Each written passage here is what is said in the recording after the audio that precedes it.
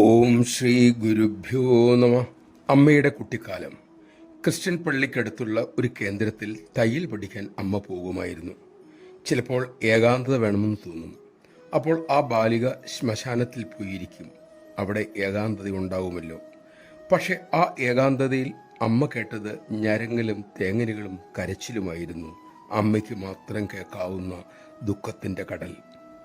അവിടെയുള്ള ആത്മാക്കളുടെ പ്രാർത്ഥന അമ്മയോടായിരുന്നു.